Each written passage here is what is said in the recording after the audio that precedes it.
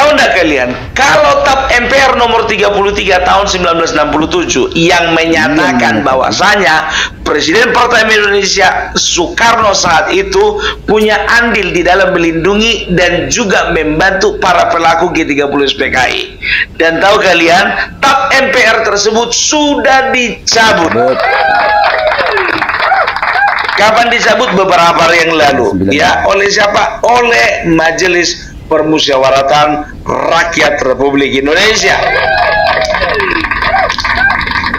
Tapi tahu kalian apa tanggapan dari kaum anak-anak Banteng? Mereka katakan bahwasanya ini adalah cara Joko Widodo untuk mengambil hati kepada Megawati. Apa urusan Jokowi? Tanpa mengurangi rasa hormatku terhadap Bapak Insinyur Soekarno, apa urusan Jokowi? Ya, kalau memang ada andilnya presiden ya di dalam mencabut TAP MPR, kenapa tidak Megawati saja waktu tahun 2001 sampai 2004 menjabat ya? Kenapa tidak di situ saja dicabut? Ya kan? Kan itu kembali kepada MPR. Kalau MPR sudah membuat sebuah ketetapan, yang berhak mencabut ya juga MPR. Bukan presiden, salah kamar Bapak. Bapak Presiden. Kalian itu kalau nggak mau berterima kasih sama Joko Widodo, ya sudah, nggak masalah. Tapi paling tidak kalian berterima kasih kepada negara. Ya karena apa? Karena setelah penantian panjang 57 tahun, ya akhirnya ya TAP MPR ini sudah dicabut. Tapi walaupun bunyinya, gaungnya kedengaran sekarang, 2003 sebetulnya sudah ada ya penetapan bahwasanya Bapak Insinyur Soekarno itu tidak terlibat di dalam G30 SPKI. Dan tahun 2012 semakin dikonfirmasi ya pemberian gelar pahlawan kepada Bapak Insinyur Soekarno dan Muhammad Hatta. Ya, 2012 sampai sekarang 2024. Berarti ada jeda, ada rentang waktu sekitar 12 tahun ya. Sebetulnya kejadian baru-baru ini itu hanya mengkonfirmasi. Gitu dia ya, bahwasanya benar ya adanya bahwa nama Bapak Insinyur Soekarno itu sudah pulih 100% ya. Tapi aku tidak setuju ya dengan apa yang menjadi tanggapan anak-anak Banteng mengenai bahwa ini adalah langkah politik. Ingat ya, tidak semua peristiwa negara ini dipolitisir, tidak ya. Jangan otak kalian itu terlalu jahat, otak kalian itu terlalu fisik, otak kalian itu terlalu dangkal ya, terlalu mencurigai apa yang dilakukan pemerintah. Ya, ini kan memang demi ya, ini demi apa namanya demi menghargai jasa pahlawan kita yaitu Bapak Insinyur Soekarno. Kami sendiri, aku sendiri pribadi ya sebagai rakyat biasa yang nggak ada apa-apanya ini, yang tidak terkenal ini, yang tidak ganteng ini ya, dari dulu sampai sekarang meyakini bahwasanya Bapak Soekarno tidak akan pernah mungkin melakukan pengkhianatan, tidak mungkin. Karena apa? Secara logika dasar pun juga ya, ketika kita menciptakan sesuatu, apakah kita tujuan menciptakan sesuatu itu untuk kita hancurkan lagi? Itu bodoh. Begitu juga Bapak bangsa kita Soekarno ya beserta dengan pemimpin-pemimpin bangsa ini pada zamannya ya, nggak mungkin mereka membangun dengan susah payah, dengan jerih lelah, dengan darah, dengan air mata bangsa yang dicintai ini, lalu dengan gampangnya merusak dengan pengkhianatan G30 SPKI. Nggak akan mungkin ya. Itu dia, makanya semenjak 2003 sebetulnya proses pemulihan itu sudah terjadi ya. Jadi begini ya, aku kurang suka dengan ucapan dari Guntur Soekarno Putra ketika diberikan kesempatan untuk memberikan kata sambutan. Berkali-kali dia menekankan, kami juga meyakini bahwasanya waktu itu MPR akan mengangkat Bapak Insinyur Soekarno menjadi presiden seumur hidup. Itu bertentangan sekali kepada hati nurani seorang Soekarno. Karena bagi beliau jabatan seorang presiden ada batasnya. ada batasnya. Jabatan seorang presiden ada batasnya. Berapa kali diulang-ulang? Kau nembak siapa? Tanpa mengurangi rasa hormat. Kau nembak siapa? Nyinggung siapa?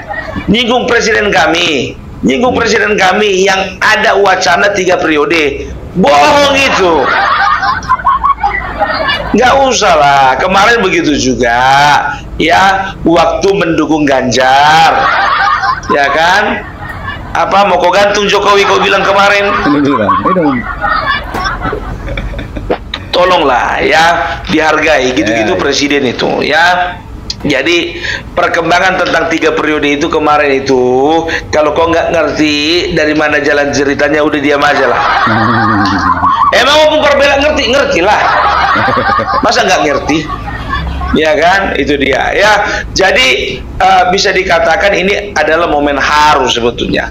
Justru harusnya momen ini digunakan ya digunakan oleh keluarga Insinyur Soekarno, menunjukkan kepada rakyat Indonesia bahwasanya mereka sangat bersyukur sebagai anak, mereka sangat bersyukur sebagai keturunan dari Joko Widodo, dari Soekarno, bahwasanya negara sudah mengakui bahwasanya seorang Presiden Soekarno tidak pernah mengkhianati negara.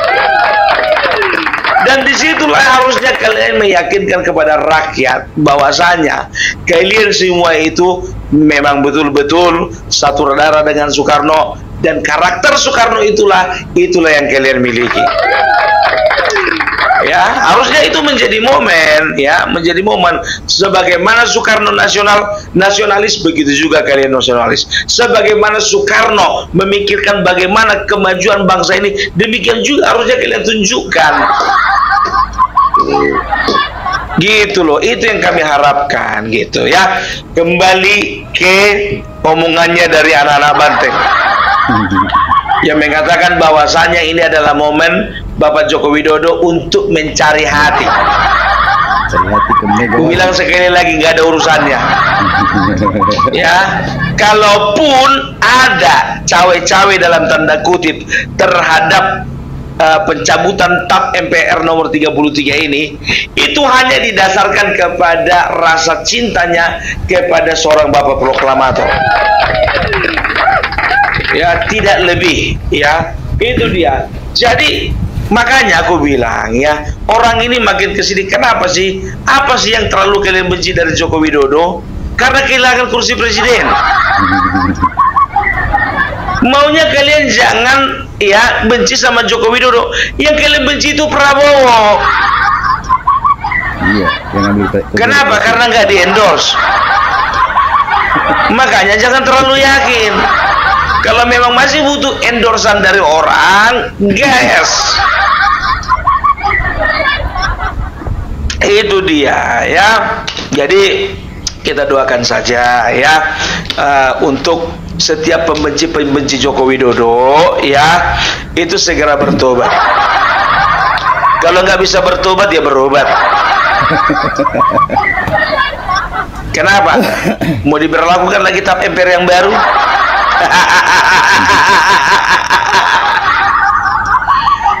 Aduh, udah nggak berterima kasih, bersyukur juga enggak, malah nuduh presiden awak ya enggak. Bagus-bagus lah geng. Ya, itu dia. Tapi ini bukannya bilang apa ya, memang betul-betul mengerikan ya.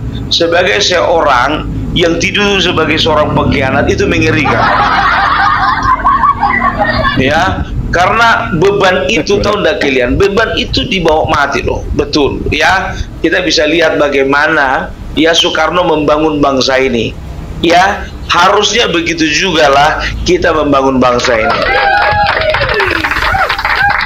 Jangan mau dipecah belah gara-gara nggak percaya sama lembaga survei, pecah belah bangsa. Gara-gara nggak percaya dengan keputusan MK, adu domba bangsa. Gara-gara nggak dicalonkan sama partai manapun, bikin partai sendiri. Apakah itu yang dinamakan hidup berbangsa? Aduh, dewasa dong. Ya dewasa dikit ya. Begitu juga ya mengenai MPR, Majelis Permusyawaratan Rakyat ya. Kalau bisa dikatakan nggak tahu kenapa. Waktu dulu aku masih sekolah ya, yang nampak di permukaan itu, yang nampak ya, yang selalu digaung-gaungkan, yang selalu kelihatan namanya itu nama MPR, bukan DPR. Tapi entah kenapa sekarang jadi DPR nomor 1. Sorotan mata orang ke DPR gitu loh. Padahal sebagian besar dari anggota MPR itu ya anggota DPR. Aduh, sekarang begini, jujur saja lah ya, aku nggak tahu lah ya, apakah masih relevan ya pemisahan antara MPR dan DPR ya. MPR itu kan memang kan gabungan dari beberapa unsur, ada dari DPR, ada dari DPD, dan juga ada dari yang lainnya, kan begitu. Cobalah dievaluasi lagi lah ya. Sekarang kita bicara fungsinya lah dulu ya, kita bicara fungsinya ya. Kalau memang fungsinya itu nggak jauh-jauh dari DPR, udah satukan aja lah. Ya kan, kalau tonya sama-sama membuat undang-undang, satukan aja. Ya kan gitu ya. Tapi gimana pun juga kami berterima kasih kepada Bambang Susatyo ya. Jadi kita berharap semoga kedepannya ya semangat yang dimiliki oleh Soekarno itu juga semangat yang kita miliki ya. Ingat, Soekarno tidak pernah menangis ketika dia dituduh yang enggak. Soekarno tidak pernah menangis ketika sesuatu terjadi pada partainya. Ya, Soekarno nggak pernah fitnah sana fitnah sini ketika sesuatu terjadi pada dirinya. Gitu dia ya. Jadilah kita pemimpin seperti Soekarno. Oke? Sekarang begini ya.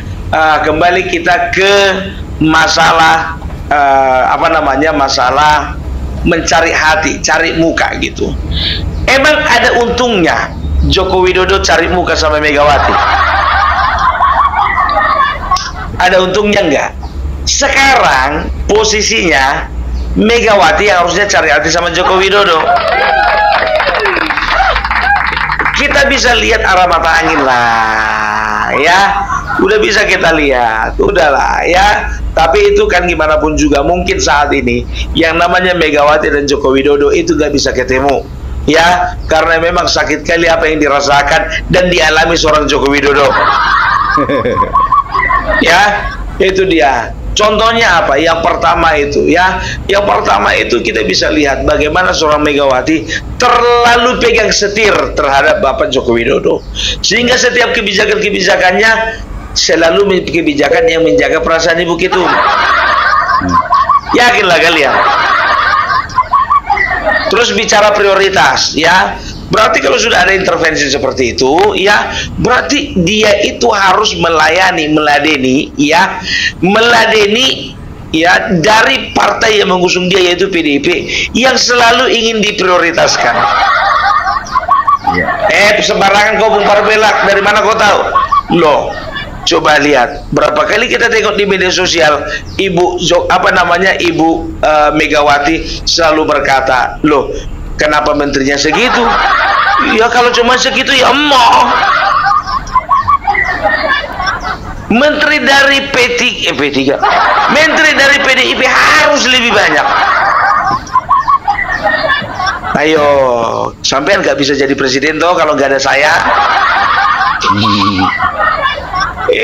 Itu dia ya. Sekarang itu berbalik ya. Sekarang coba perhatikan kalian, lihat Kaisang sama si Gibran itu ya.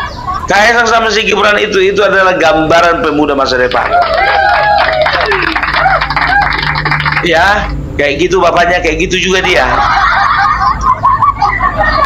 gitu dia ya. Jadi kalau aku bilang sih sebetulnya bicara tentang balas jasa, aku rasa enggak lah ya, karena yang kau lakukan selama ini itu sudah terlalu menyakitkan Bahkan berani kali kalian manggil dia Mulyono. Amagu, ya bang. Pecat lah kalian satu-satu. Ya, jadi begitu dia. Oke lah dulu ya. Kalau memang tidak ada lagi yang mau kita bahas lagi, udah sampai di sini saja. Salam Parpelak, salam NKRI, NKRI harga mati.